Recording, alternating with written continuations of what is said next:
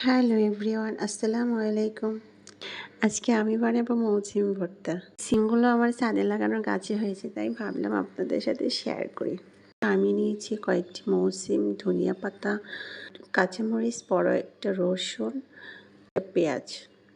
ভর্তাটা কাঁচামরিচ দিয়ে করব। আপনারা চাইলে শুকনো মরিচ দিয়েও করতে পারেন। সিমগুলোকে ভালোভাবে পরিষ্কার পানি দিয়ে ধুয়ে ছোট ছোট টুকরা করে কেটে নিয়েছি। এগুলো আমি অল্প একটু পানি দিয়ে সেদ্ধ করে নিব। সিমগুলো প্রায় সেদ্ধ হয়ে গেছে। একটা কড়াইতে অল্প একটু রান্নার তেল দিয়ে দিব। এরপর পেঁয়াজ, রসুন, কাঁচামরিচ সবগুলো একসাথে দিয়ে দিব। একটু নেড়েচেড়ে ভেজে নিব। আমি এটা বেশি ভাজবো না, হালকা একটু ভেজে নিব। এরপরে সেদ্ধ করা মৌসিমগুলো এখানে দিয়ে দিব।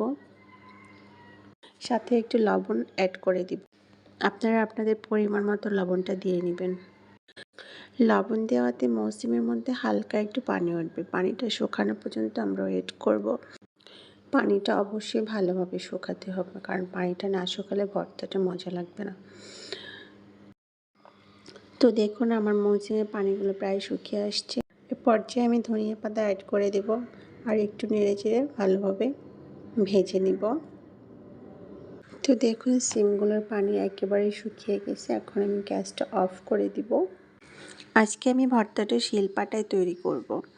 আপনারা চাইলে ব্লেন্ডারও করতে পারেন, কারণ শিলপাটার ভর্তাগুলো খুবই মজা হয়, তাই আমি শিলপাটায় তৈরি করব। তো রেডি আমার ভর্তা। ভর্তাটা কেমন হয়েছে আমাকে কমেন্ট করে জানাবেন। সবাই ভালো থাকবেন। আল্লাহ হাফেজ।